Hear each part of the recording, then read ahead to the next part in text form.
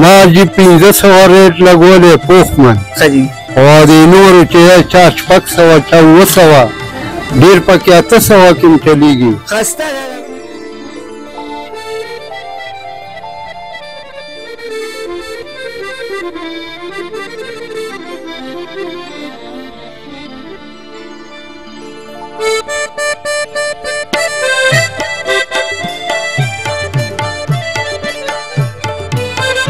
اعوذ بالله من الشیطان الرجیم بسم الله الرحمن الرحیم. ګران مینوال تاسو قرباني مسوحان تاسو ګورئ چمکني ټي وي.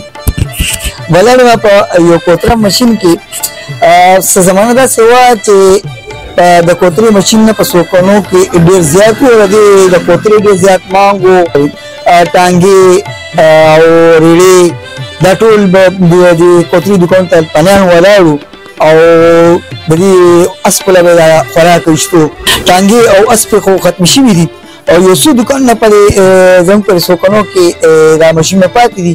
نو ما چې د چاچا سره خبرې وکړم چې د دوی څه پوزیشن دی. السلام علیکم.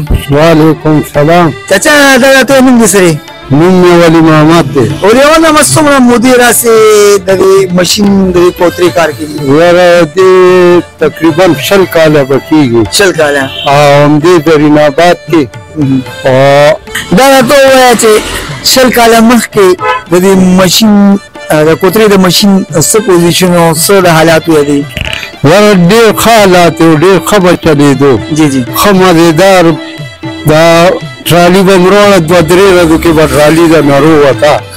اوس چې دی بس اسپې ختمې غټ جوارونه دي د مالونو نرو جوارو لین ختم دی اسپې هم ختم شوي لین هم ختم دی. اوس تاسو نه دا چې دا کوترې چې دي اسپې ختم شوي دا نو اوس تاسو دا دغه نیا چې دا نه څوک وړي دا جی مونږ دغه رنګ روډ منډۍ ته وړو مالونو له او دلته کې چې کم فارمونو والی وي هغوی راځي وړي دا یو څاروی دوه چې ساتلي دی راځي وړي ګیاګانې مې لکه کې ختمې شوي ګیاګانې چې دی بس اوس ټول چې هم دا د بیې کاته کوي.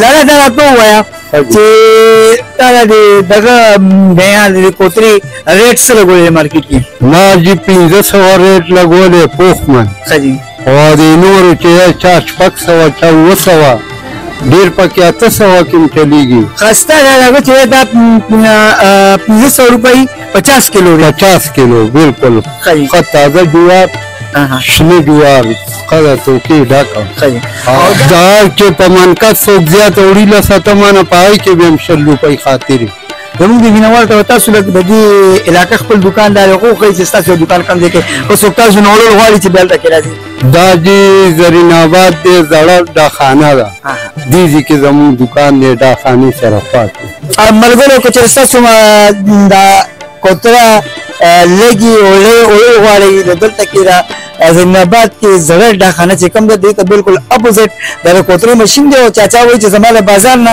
ډېر کم ریټ دی 500 روپۍ باندې 50 کیلو زه ورکوم. که چېرې تاسو هم د دې کوترې ضرورت وي په ډېر زیات مقدار سره پکار په من باندې نو دې رول راتلی شي دلته 500 روپۍ باندې 50 کیلو وړی شي. په دې خبرو تاسو نه ځواب کوم.